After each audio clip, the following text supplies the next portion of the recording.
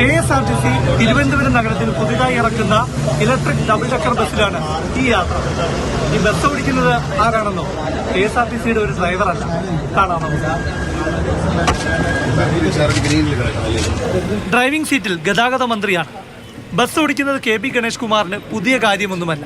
പക്ഷേ ഒരു ഗതാഗത മന്ത്രി പൊതുനിരത്തിൽ KSRTC ബസ് ഓടിക്കുന്നത് പുതിയ കാര്യം തന്നെയാണ്.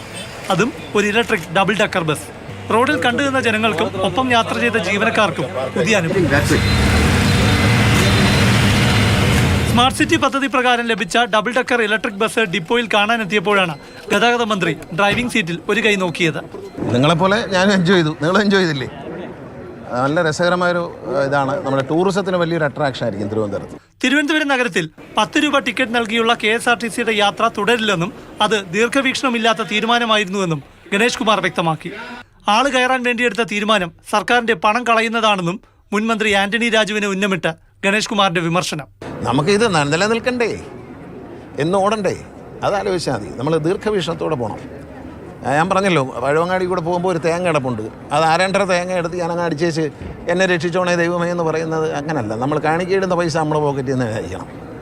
ആർക്കും ഒരു ഛേദവുമില്ലാത്ത പണികൾ മന്ത്രിമാരാരും ചെയ്യാൻ പാടില്ല. ഞാൻ ചെയ്യത്തില്ല. വേറെ ആരും ചെയ്യുന്നുണ്ടെന്ന് എനിക്കറിയണം. ഞാൻ ചെയ്യത്തില്ല. ഞാൻ സർക്കാരിൻ്റെ ഒരു പൈസ പോകുന്നൊരു കാര്യം ഞാൻ ചെയ്യില്ല എന്നെനിക്ക് നിർബന്ധമുണ്ട്. ആൾ കയറാൻ വേണ്ടി ഒരു ഈ ചെയ്തതാണെന്നാണ് MD പറയുന്നത്.